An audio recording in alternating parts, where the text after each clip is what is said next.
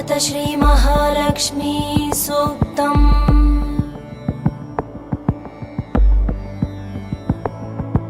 पद्मानने पद्म ऊरू पद्माक्षी पद्मसंभवे त्वं मां भजस्व पद्माक्षी येन सौभाग्यं लभाम्यहम्। अश्वदायी गोदायी धनदायी महाधने धनं मे जुषतां देवी सर्वकामांश्च देहि मे।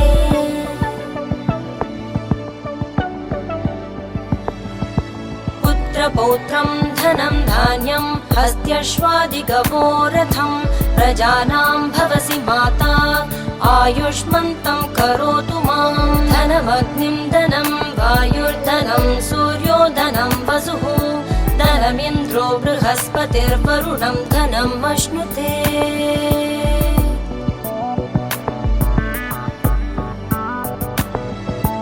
वैनतेयः सोमं पिबतु वृत्रः सोमं धनस्य सोमिनो मह्यं ददातु सोमिनः। सरसिजनिलये सरोजहस्ते धवळतरांशुगन्धमाल्य शोभे भगवति हरिवल्लभे मनोज्ञे त्रिभुवनभूतिकरी प्रसीद मह्यम्। विष्णुपत्नीं क्षमां देवीं माधवी माधवप्रियां विष्णोः प्रियसखीं देवीं नमाम्यच्युतवल्लभां। महालक्ष्मी च विद्महे विष्णुपत्नी च धीमहि तन्नो लक्ष्मी प्रचोदयात्।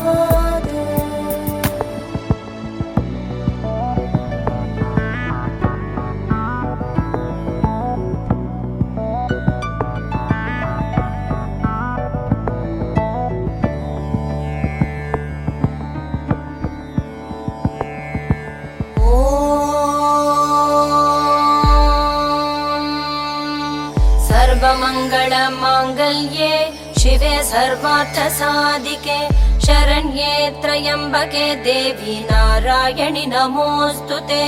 नारायणि नमोऽस्तुते नारायणि नमोऽस्तुते।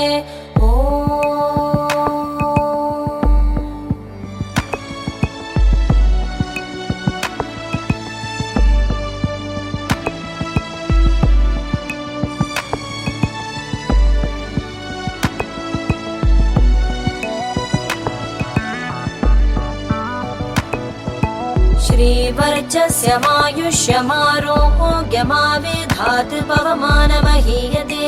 धनं धान्यं पशुं बहुपुत्रलाभं शतसंवत्सरं दीर्घमायुः। ऋणरोगादिदारिद्र्य पापक्षुधमपमृत्यवः भयशोकमनस्तापा नश्यन्तु मम सर्वदा।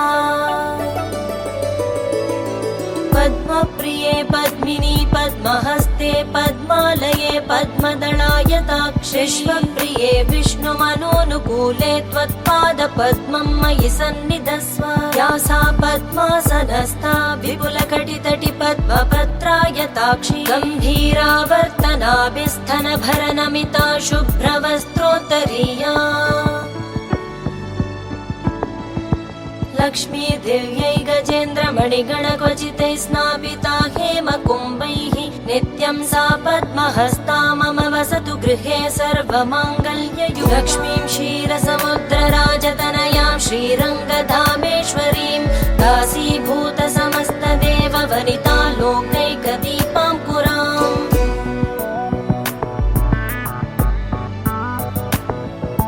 श्रीमन्मन्दकटाक्षलब्धविभव ब्रह्मेन्द्र गङ्गाधरां त्वां त्रैलोक्यकुटुम्बिनीं सरसिजां वन्दे मुकुन्दप्रियां। सिद्धिलक्ष्मीर्मोक्षलक्ष्मीर्जयलक्ष्मी सरस्वती श्रीलक्ष्मी वरलक्ष्मीश्च प्रसन्ना मम सर्वदा। श्रीलक्ष्मी वरलक्ष्मीश्च प्रसन्ना मम सर्वदा प्रसन्ना मम सर्वदा।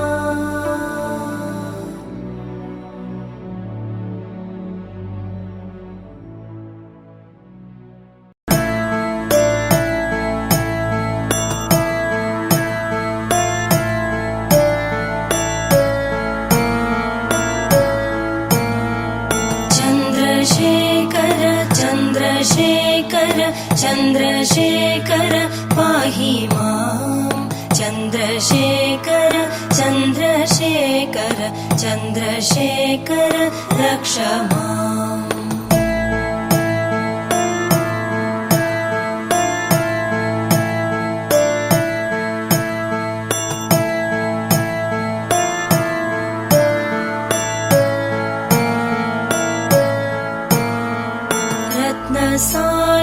शरासनम् रजताद्रिशृङ्गनिकेतनम्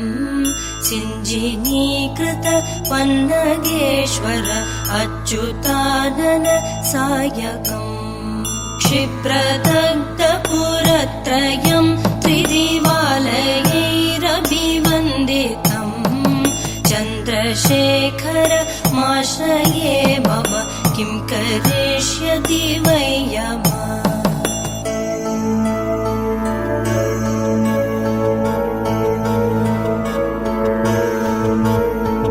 पञ्चपादप पुष्पगन्धपदाम्बुजद्वयशोभितम् बाललोचन जातपावक दग्धमन्मथविग्रहम् भस्मदिग्धकलेवरम् भवनाशनम् भवमव्ययम् चन्द्रशेखर माश्रये मम किं करिष्यति वै यमः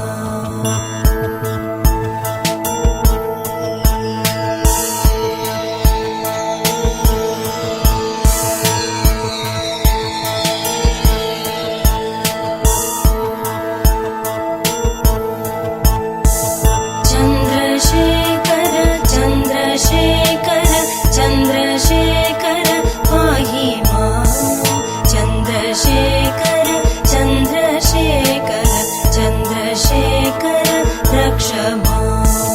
मत्तवारण मुख्यचर्मकृतोत्तरीय मनोहरम् पङ्कजासन पद्मलोचन पूजिताङ्घ्रि सरोरुहम् देवसिन्धुतरङ्गसीकर सिक्तशुभ्रजटाधरम् चन्द्रशेखरमाश्रये मम किं करिष्यति वै यमः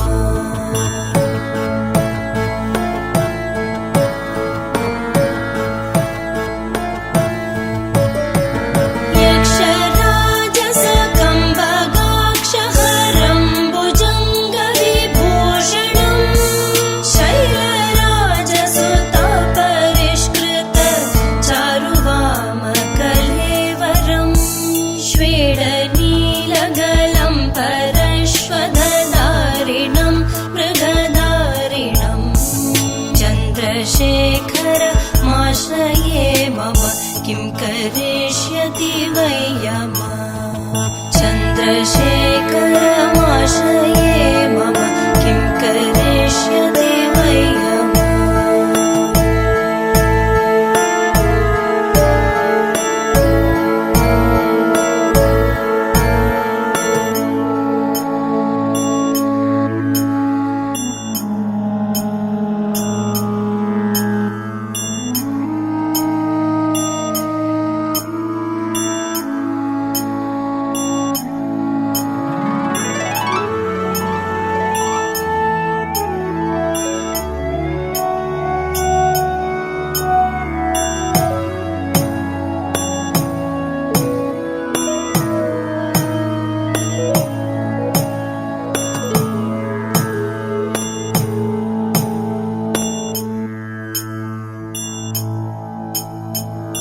चन्द्रशेखर चन्द्रशेखर चन्द्रशेखर पाहि माम् चन्द्रशेखर चन्द्रशेखर चन्द्रशेखर रक्ष माम्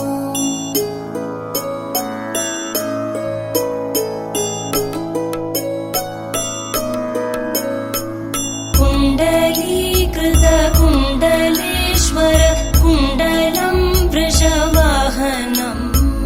नारदादिमुनीश्वर स्तुत वैभवं भुवनेश्वरम् श्रितामर पादपं शमनान्तकम् चन्द्रशेखरमाश्रये मम किं करिष्यति वयम्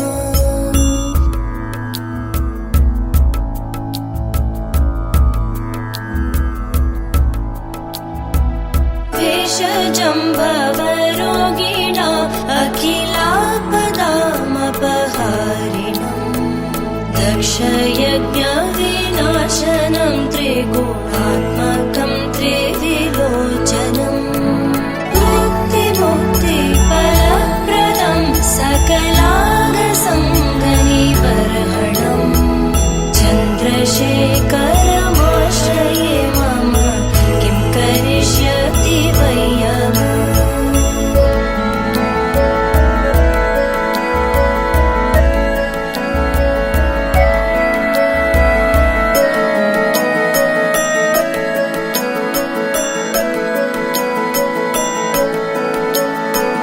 चन्द्रशेखर चन्द्रशेखर चन्द्रशेखर पाहि माम् चन्द्रशेखर चन्द्रशेखर चन्द्रशेखर रक्ष माम् भक्तवत्सलमर्चितं निधिमक्षयं हरिदम्बरम् सर्वभूतपतिं परात् परमप्रमेयमनुत्तमम् सोमवारिदभूहुताशन सोमपालिलकाकृतिम् चन्द्रशेखरमाश्रये मम किं करिष्यति वयम्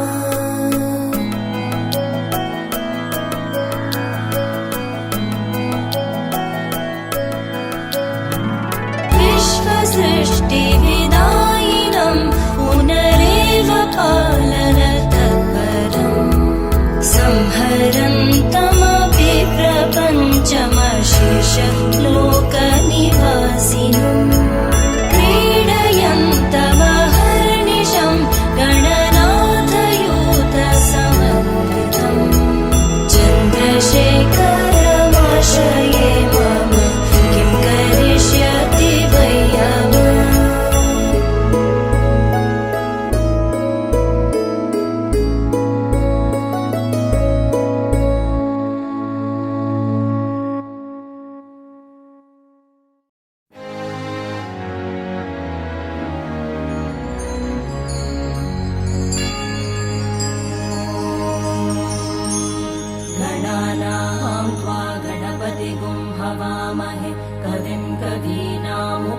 श्रवस्तमं ज्येष्ठराजं ब्रह्मणां ब्रह्मणस्पतः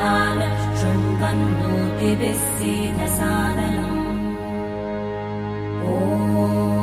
महागणपतये नमः।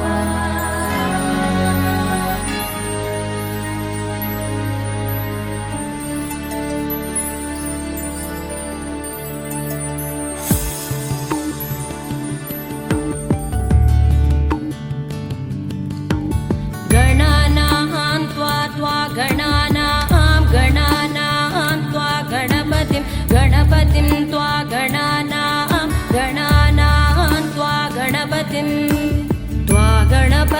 गणपतिं त्वा गणपतिगुं हवामहे हवामहे गणपतिं त्वा गणपतिगुं हवामहे गणपतिगुं हवामहे हवामहे गणपतिगुं हवामहे कविगुं हवामहे गणपतिगुं हवामहे कविम् गणपतिमिति गणपतिं हवामहे कविगुं हवामहे कविं कवीनां कविगुं हवामहे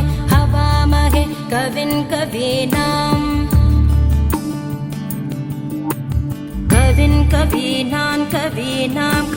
कविं कवीनामुपमश्रवस्तममुपमश्रवस्तम कवीनां कवीनामुपमश्रवस्तमम्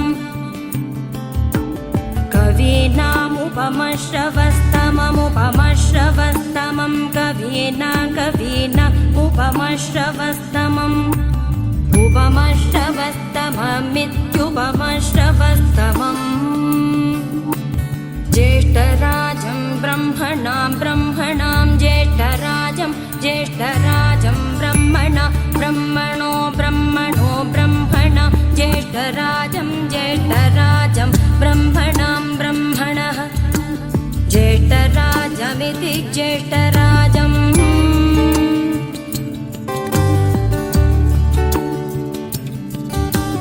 ब्रह्मणां ब्रह्मणो ब्रह्मणा ब्रह्मणां ब्रह्मणस्पते पते ब्रह्मणो ब्रह्मणां ब्रह्मणस्पते ब्रह्मणस्पते पते ब्रह्मणो ब्रह्मणस्पत आपते ब्रह्मणो ब्रह्मणस्पत पत आपते पत आनो न आपते पत आनः आनो न आन शृण्वन् न आन शृण्वन् न शृण्वन्नो न शृण्वन्नोतिभिः शृण्वन्नो न शृण्वन्नोतिभिः शृण्वन्नोतिभिः सीदोतिभिः शृण्वन्नोतिभिः सीद ोतिभिः सीदोतिभिः सीद साधनगुं सीदोतिभिः सीद साधनम् ऊतिभिर्द्यूतिभिः सीद साधनगुं सीद साधनम् साधनमिति साधनम्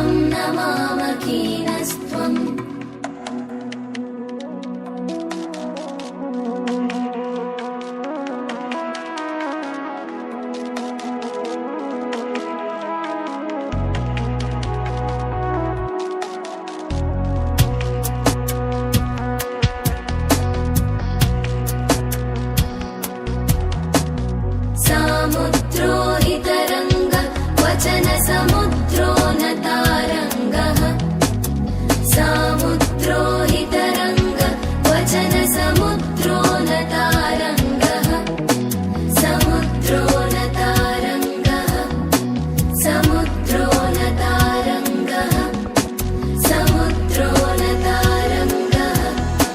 समुद्रो न तारङ्गः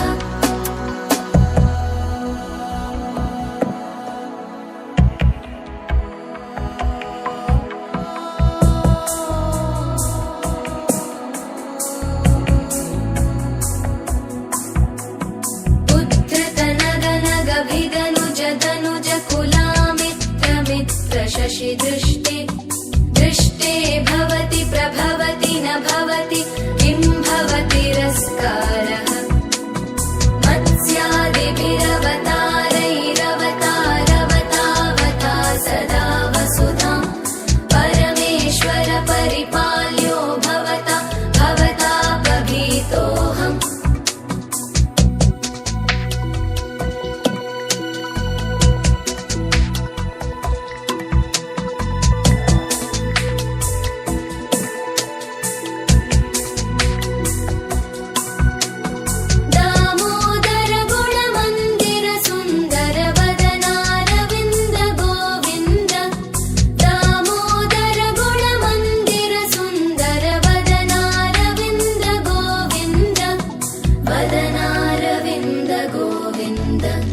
वदनारविन्द गोविन्द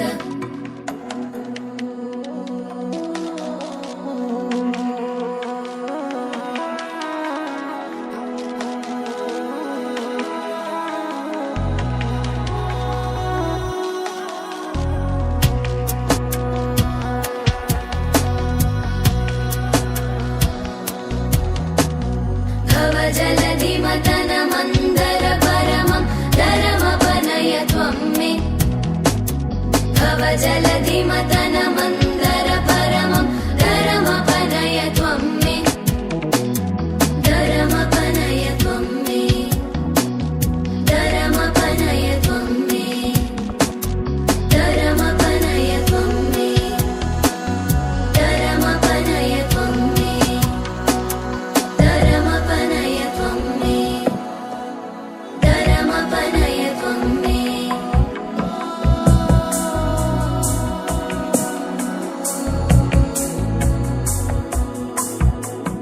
नारायण करुणामय शरणं करवाणि तावकौ चरणौ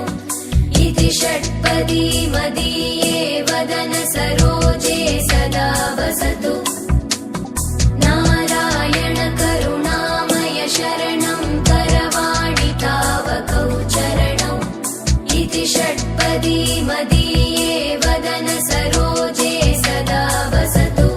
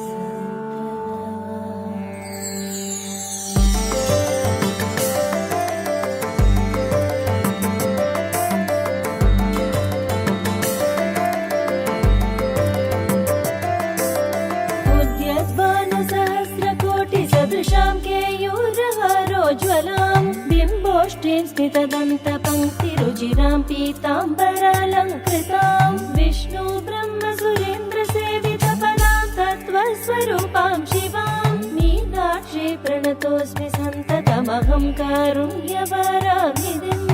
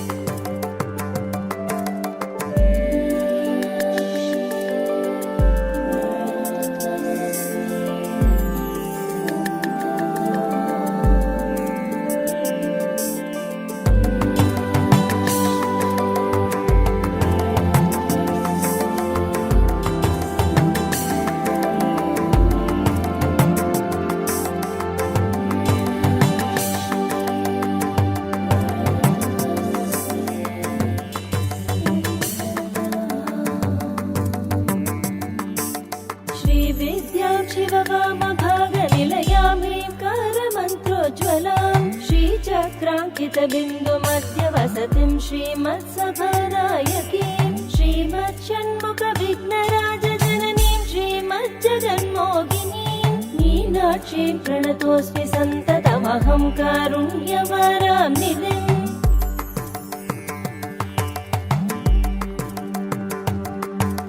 श्रीमत्सुन्दरनायकीं वयहरीं ज्ञानप्रदां निर्मलां श्यामां वाग्भवनासनार्चितपदां नारायणस्यानुजां वीणा वेणुमृदङ्गवाद्यरसिकां नानाविधाडम्बिकां मीनाक्षी प्रणतोऽस्मि सन्ततमहं कारुण्यवरां निधिम्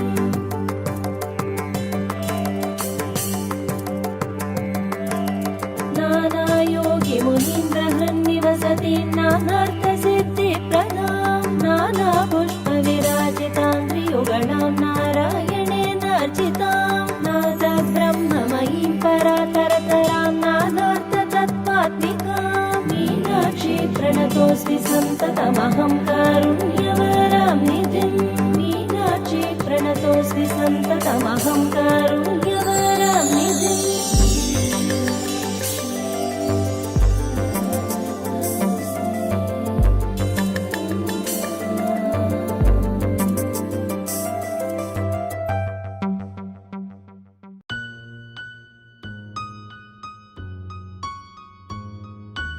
ॐ गं गणपतये नमः।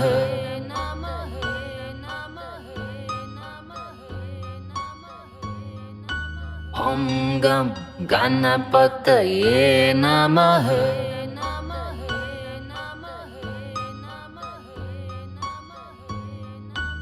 ॐ गं गणपतये नमः।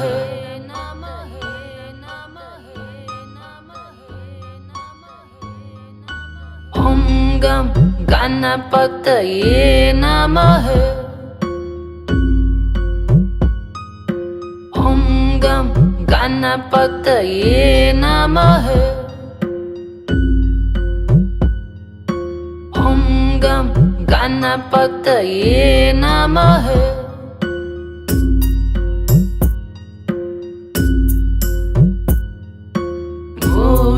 मूषिकवाहन मोदगहस्ता चामरकर्णविलम्बितसूत्रा वामनरूपमहेश्वरपुत्रा विघ्नविनायकपादनमस्ते। ॐ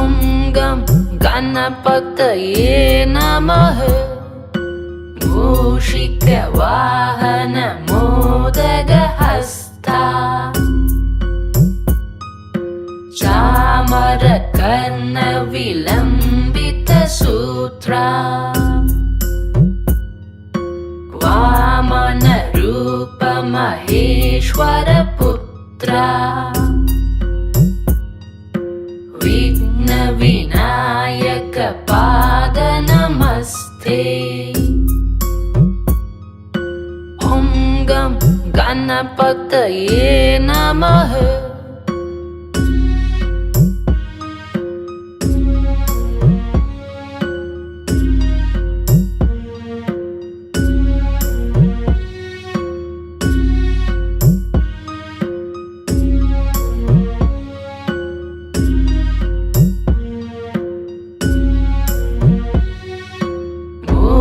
मूषिकवाहन मोदगहस्ता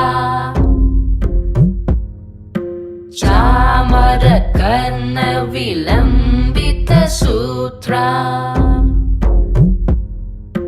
वामनरूपमहेश्वरपुत्रा विघ्नविनायकपादनमस्ते। ॐ गं गणपतये नमः। मूषिकवाहन मोदगहस्ता चामरकर्णविलम्बितसूत्रा सूत्रा वामन रूप महेश्वर पुत्रा विघ्न विनायक पाद नमस्ते ॐ गं गणपतये नमः मूषिकवाहन मोदकहस्ता ॐ गं गणपतये नमः चामरकर्ण विलम्बित सूत्रा ॐ गं गणपतये नमः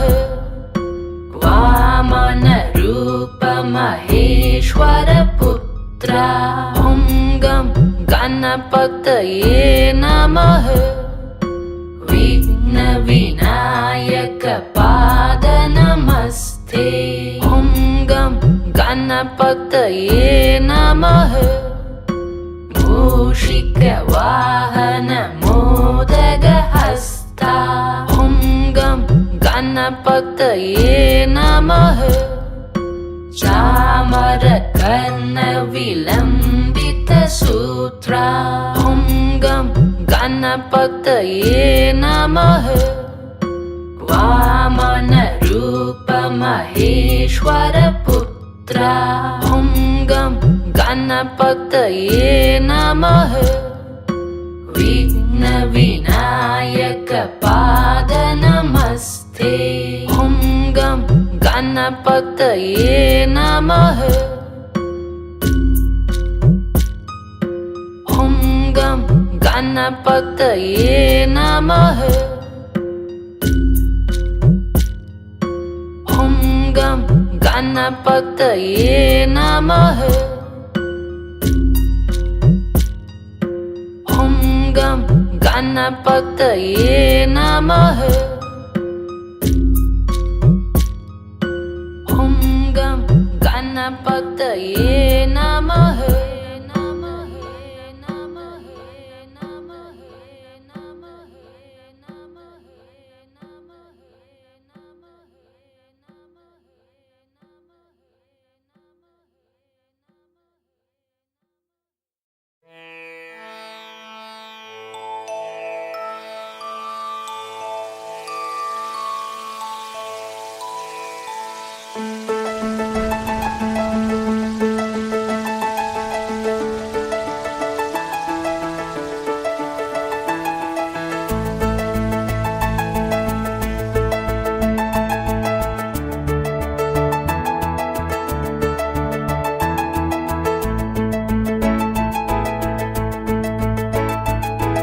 अङ्गं हरे पुलकभूषणमाश्रयन्ति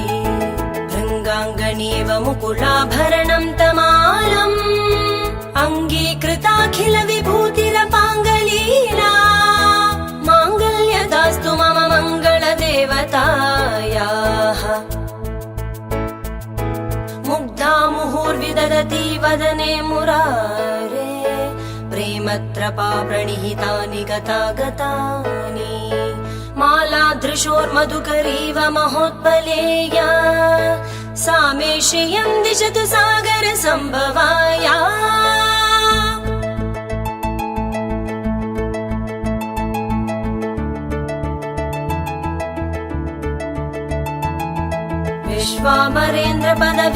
विश्वामरेन्द्रपदविभ्रमदानदक्षम् आनन्दहेतुरधिकं मधुविद्विषोऽपि ईशन्निशीददतु मयि क्षणमीक्षणार्धम् इन्दीवरोदर सहोदरमिन्दिराया आमीलिताक्षमधिगम्य मुदा मुकुन्दम् आनन्दकन्दमणिमेषमनङ्गतन्त्रम् आकेकरस्थितकणीनिकपक्ष्मनेत्रम् भूत्यै भवेन्मम भुजाङ्गशयाङ्गनाया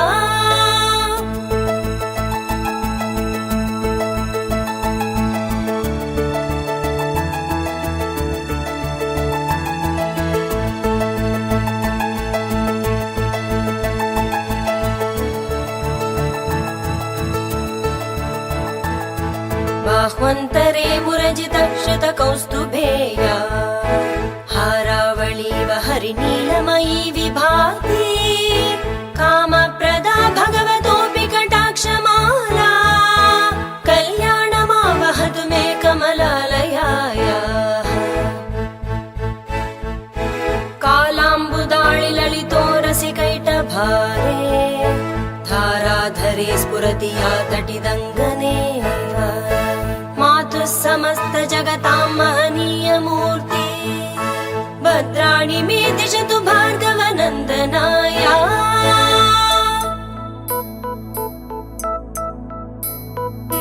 कनकधारा कनकधारा कनकधारा कनकधारा कनकधारा कनकधारा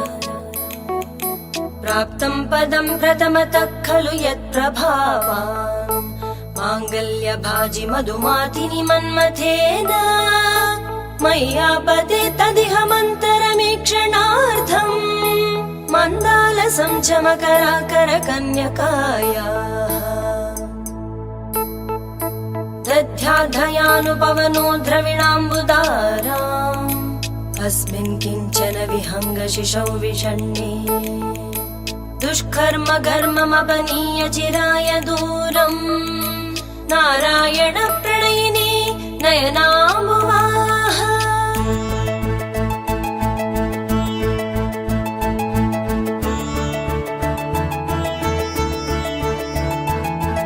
इष्टाविशिष्टमतयोऽपि नराय यात्रा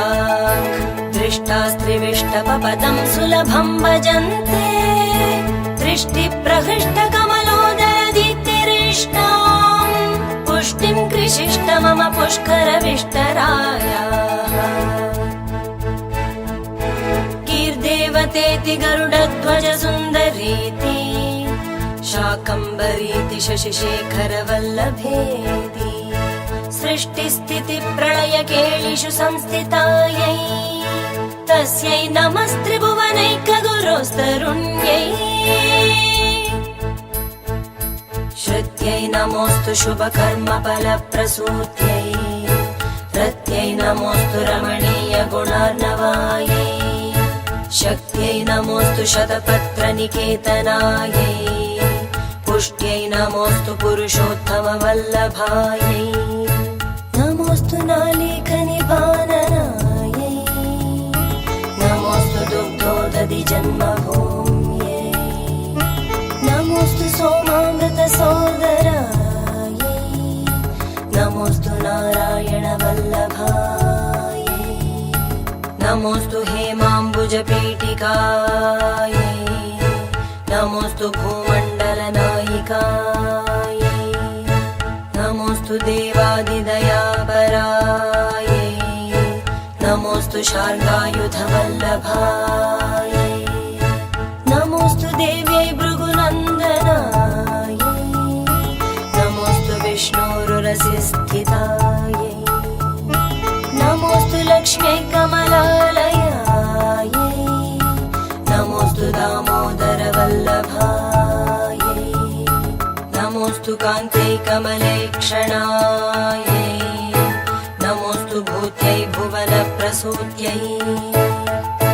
नमोऽस्तु देवादिभिरर्चितायै नमोऽस्तु नन्दात्मजवल्लभायै स्तुवन्ति ये स्तुतिभिरमूर्तिभिरन्वहम् त्रयीमयीं त्रिभुवनमातरं रमाम् गुणाधिका गुरुतर भाग्यभाजिनो भवन्ति ते भुवि बुधभाविताशयाः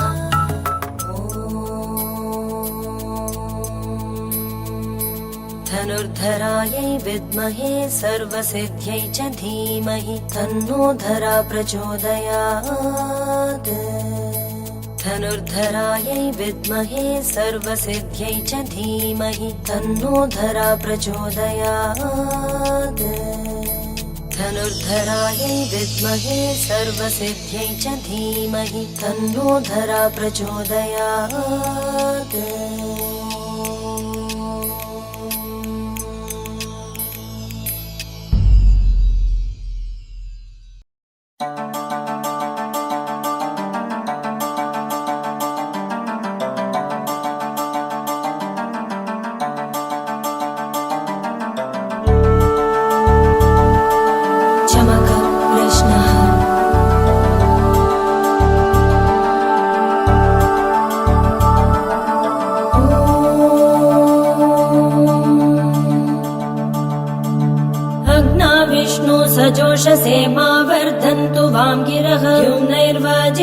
व्यागतम् वाजश्च मे प्रसवश्च मे प्रयतिश्च मे प्रसितिश्च मे धीतिश्च मे क्रतुश्च मे स्वरश्च मे श्लोकश्च मे श्रावश्च मे श्रुतिश्च मे ज्योतिश्च मे सुवश्च मे प्राणश्च मे अपानश्च मे व्यानश्च मे असुश्च मे चित्तं च म आधीतं च मे वाक् च मे मनश्च मे चक्षुश्च मे श्रोत्रं च मे दक्षश्च मे बलं च म ओजश्च मे सहश्च म आयुश्च मे जरा च म आत्मा च मे तनुश्च मे शर्म च मे वर्म च मे अङ्गानि च मे हस्तानि च मे परोगुंषि च मे शरीराणि च मे ज्येष्ठ्यं च म आधिपत्यं च मे मन्युश्च मे भामश्च मे अमश्च मे अम्बश्च मे जेमा च मे महिमा च मे वरिमा च मे प्रतिमा च मे वर्ष्मा च मे द्रागुया च मे वृद्धं च मे वृद्धिश्च मे सत्यं च मे श्रद्धा च मे जगच्च मे धनं च मे वशश्च मे द्विषिश्च मे क्रीडा च मे मोदश्च मे जातं च मे जनिष्यमाणं च मे सूक्तं च मे सुकृतं च मे वित्तं च मे वेद्यं च मे भूतं च मे भविष्यच्च मे सुगं च मे सुपथं च म वृद्धं च मरुद्धिश्च मे क्लृप्तं च मे क्लृप्तिश्च मे मतिश्च मे सुमतिश्च मे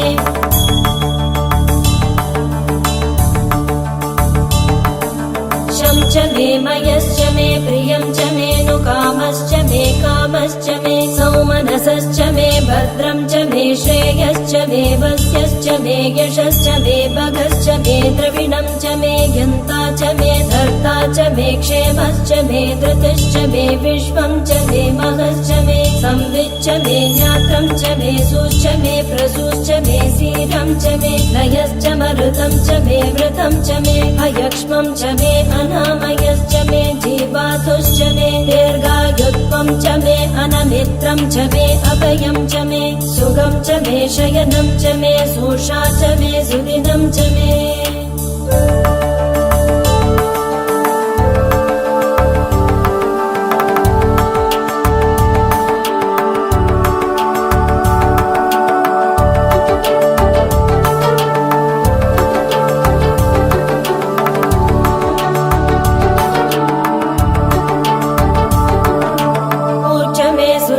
च मे पयश्च मे रसश्च मे घृतं च मे मधु च मे सग्धिश्च मे सपीतिश्च मे कृषिश्च मे वृष्टिश्च मे चैत्रं च म औतिथ्यं च मे रयिश्च मे रायश्च मे पुष्टं च मे पुष्टिश्च मे विभु च मे प्रभु च मे बहु च मे भूयश्च मे पूर्णं च मे पूर्णतरं च मे अक्षितिश्च मे कूयवाश्च मे अन्नं च मे अक्षुश्च मे व्रीहयश्च मे यवाश्च मे आशाश्च मे तिलाश्च मे मुद्गाश्च मे खल्वाश्च मे गोधुमाश्च मे मसुराश्च मे प्रियङ्गवश्च मे अणवश्च मे श्यामाकाश्च मे नीवाराश्च मे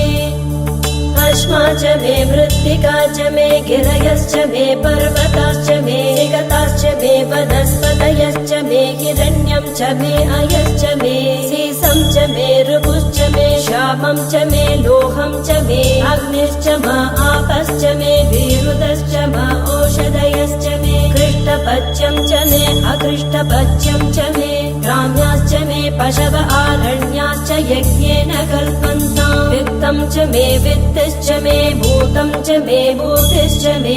वसु च मे वसतिश्च मे कर्म च मे शक्तिश्च मे अर्थश्च म एमश्च म इतिश्च मे गतिश्च मे अग्निश्च म इन्द्रश्च मे सोमश्च म इन्द्रश्च मे सविता च म इन्द्रश्च मे सरस्वती च म इन्द्रश्च मे पूषा च म इन्द्रश्च मे बृहस्पतिश्च म इन्द्रश्च मे मित्रश्च म इन्द्रश्च मे वरुणश्च म इन्द्रश्च मे त्वष्टा च म इन्द्रश्च मे दाता च म इन्द्रश्च मे विष्णुश्च म इन्द्रश्च मे अश्विनौ च म इन्द्रश्च मे मरुतश्च म इन्द्रश्च मे विश्वे च मे देवा इन्द्रश्च मे पृथिवी च म इन्द्रश्च मे अन्तरिक्षं च म इन्द्रश्च मे गौश्च म इन्द्रश्च मे दिशश्च म इन्द्रश्च मे मूर्धा च म इन्द्रश्च मे प्रजापतिश्च म इन्द्रश्च मे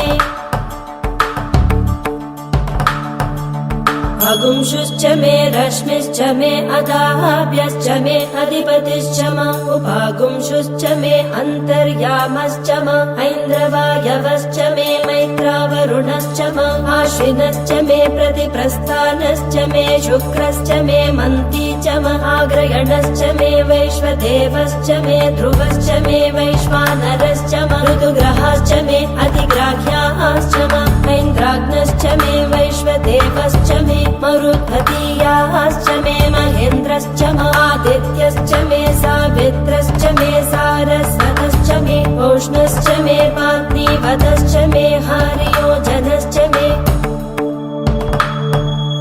हित्मश्च मे बर्हिश्च मे वेदिश्च मे दिष्णियाश्च मे सृजश्च मे चमसाश्च मे ग्रावाणश्च मे स्वरवश्च म उपरवाच्च मे धिषवणे च मे द्रोणकलशश्च मे वायव्यानि च मे भूतभृच्च म आधवनीयश्च म आग्नेयीन्द्रं च मे हविर्दानं च मे गृहश्च मे सदश्च मे पुरोडाशाश्च मे पचताश्च मे अभृतश्च मे स्वागाकारश्च मे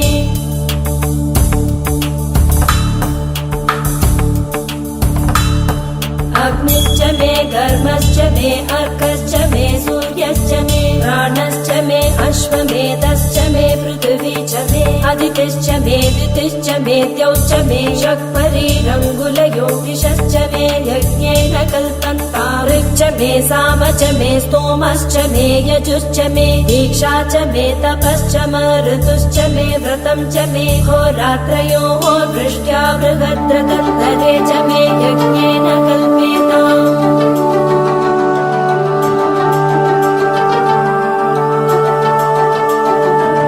गर्भाश्च मे वत्साश्च मे द्रविश्च मे द्रवी च मे दित्यवाच्च मे दित्यौही च मे पञ्चवाच्च मे पञ्चावी च मे त्रिवत्सश्च मे त्रिवत्सा च मे तुर्यवाच्च मे तुर्यौही च मे अष्टवाच्च मे पष्टौही च म उक्षा च मे वशा च म वृषभश्च मे देहश्च मे अनड्वाच्च मे धेनुश्च म आयुर्यज्ञेन कल्पताम् प्राणो यज्ञेन कल्पताम् अपानो यज्ञेन कल्पताम् व्यानो यज्ञेन कल्पताम् चक्षुर्यज्ञेन कल्पताम् श्रोत्रम् यज्ञेन कल्पताम् मनो यज्ञेन कल्पताम् वाग्यज्ञेन कल्पताम् आत्मा यज्ञेन कल्पताम् यज्ञो यज्ञेन कल्पताम्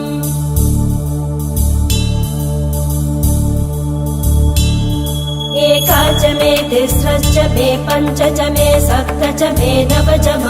एकादश च मे त्रयोदश च मे पञ्चदश च मे सप्तदश च मे नवदश च म एकविंशतिश्च मे त्रयोविंशतिश्च मे पञ्चविंशतिश्च मे सप्तविंशतिश्च मे नवविंशतिश्च म एकत्रिंशच्च मे त्रयस्त्रिंशच्च मे चतुर्दशश्च मे अष्टौ च मे द्वादश च मे षोडश च मे विंशतिश्च मे चतुर्विंशतिश्च मे अष्टाविंशतिश्च मे द्वात्रिंशच्च मे षट्त्रिंशच्च मे चत्वारिंशच्च मे चतुश्चत्वारिंशच्च मे अष्टाचत्वारिंशच्च मे वाजश्च प्रसवश्चापिजश्च क्रतुश्च सुवश्च मूर्धा च व्यष्णियश्चाद्यायनश्चान्त्यश्च भुवनश्च भुवनश्चाधिपतिश्च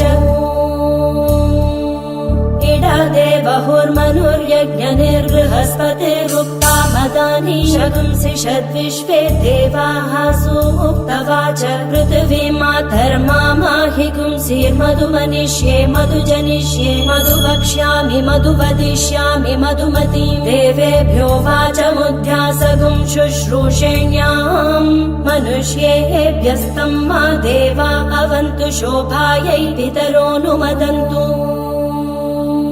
शान्ति शान्ति शान्तिः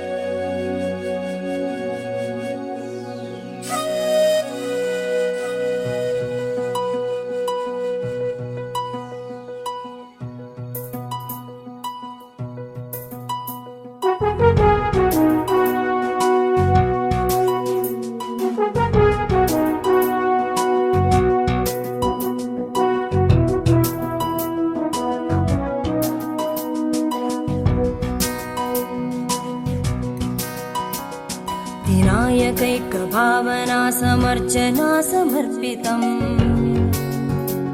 प्रमोदकै प्रमोदकै प्रमोदमोदमोदकम् यदर्पितं सदर्पितं नवान्नधान्यनिर्मितम् न खण्डितं न खण्डितं न खण्डमण्डनं कृतम् सजातिकृत् विजातिकृत् स्वनिष्ठभेदवर्जितम् निरञ्जनं च निर्गुणं निराकृतेह्य निष्क्रियम् सदात्मकं चिदात्मकं सुखात्मकं परं पदम् भजामि तं गजाननं स्वमाययाप्तविग्रहम्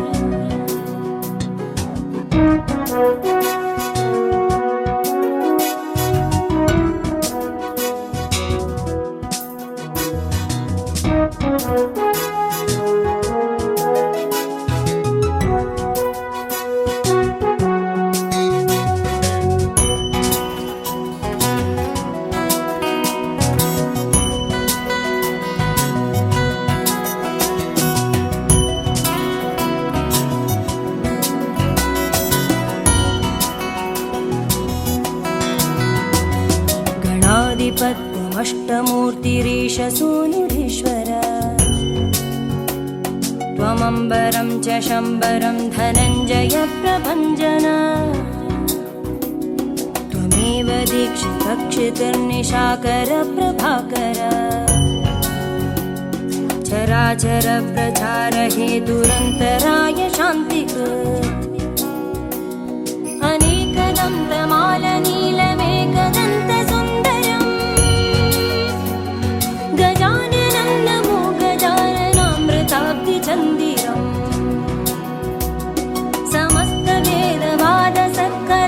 समस्तवेदवादसत्कलाकलापमन्दिरम् महान्तराय कृत्तमोत्तमाश्रितोन्दुरुं परम्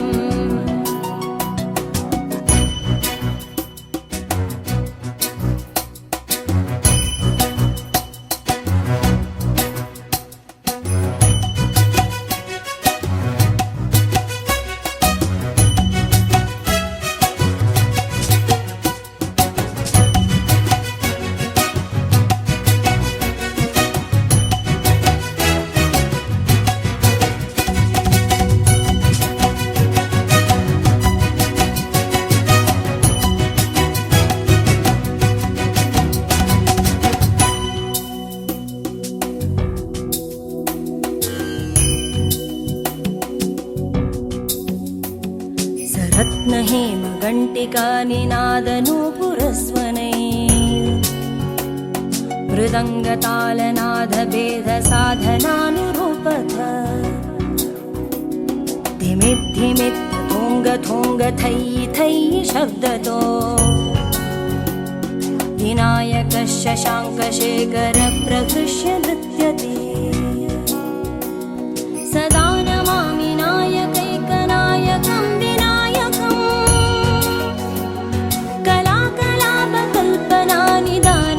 कलाकलापकल्पनानिदानमादिपुरुषम्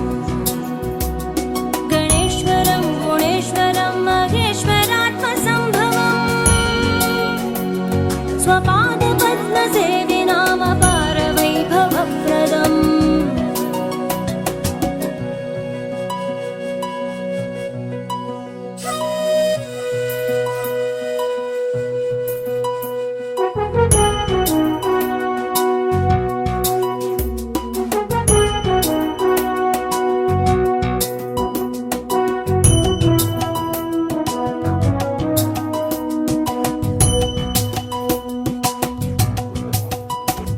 भजे प्रचण्डतुन्दिलं सदन्दशूकभूषणम् सनन्दनादिवन्दितं समस्तसिद्धसेवितम् सुरासुरो भयो सदा जयप्रदं भयप्रदम् समस्तविघ्नधातिनं स्वभक्तपक्षपातिनम् कराम्बुजातकं कणपदाब्ज किङ्किणी गणो गणेश्वरो गुणार्णव फणीश्वराङ्गभूषण जगत्त्रयान्तराय शान्तिकारकोऽस्तु तारको भवार्णवस्त्रघोरदुर्गहाचिदेकविग्रह सदा नमामि नायकैकनायकं विनायकम् सदा नमामि नायकैकनायकं विनायकम् सदा नमामि नायकैकनायकं विनायकम् सदा नमामि नायकैकनायकं विनायकम्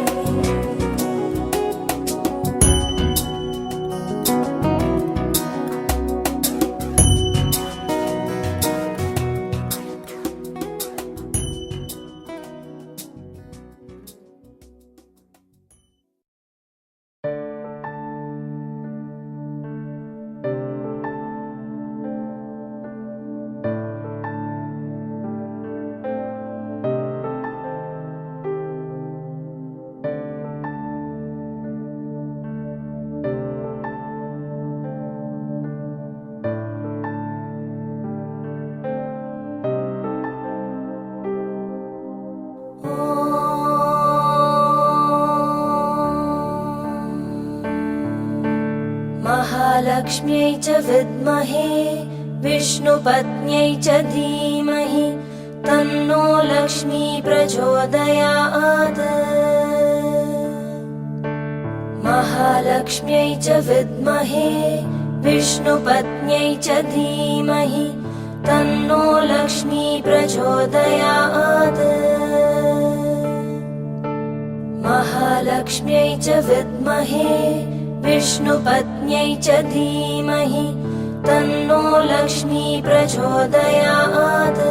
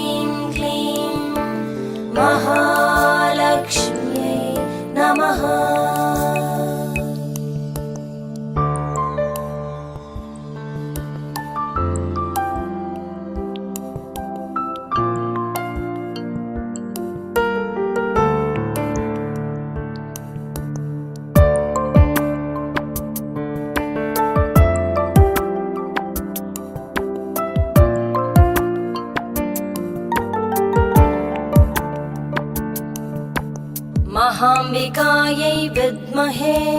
कर्मसिद्ध्यै च धीमहि तन्नो लक्ष्मी प्रचोदयात् महाम्बिकायै विद्महे कर्मसिद्ध्यै च धीमहि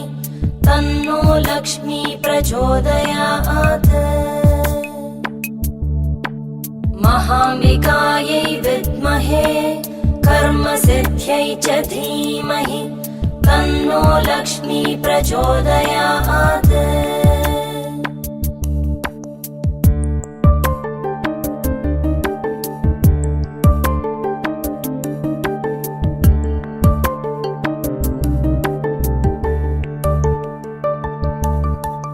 ॐ ह्रीं क्लीं श्रीं ब्राह्मी वैष्णवी माहेश्वरी नमः। ॐ ह्रीं क्लीं श्रीं ब्राह्मी वैष्णवी माहेश्वरी नमः। ॐ ह्रीं क्लीं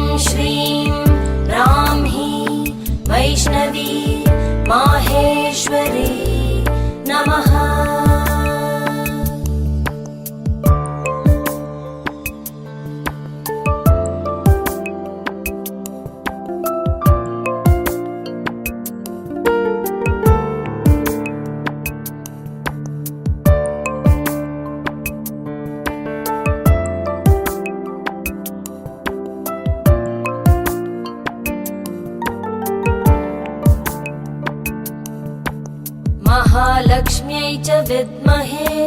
सर्वशक्त्यै च धीमहि तन्नो देवी प्रचोदयात्।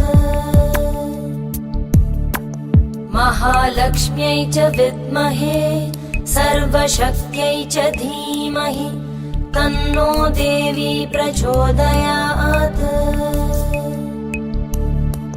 महालक्ष्म्यै च विद्महे सर्वशक्त्यै च धीमहि तन्नो देवी प्रचोदयात्।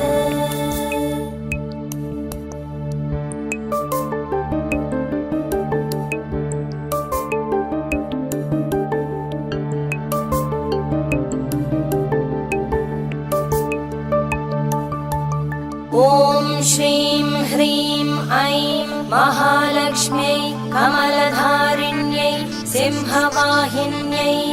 स्वाहा। ॐ श्रीं ह्रीं ऐं महालक्ष्म्यै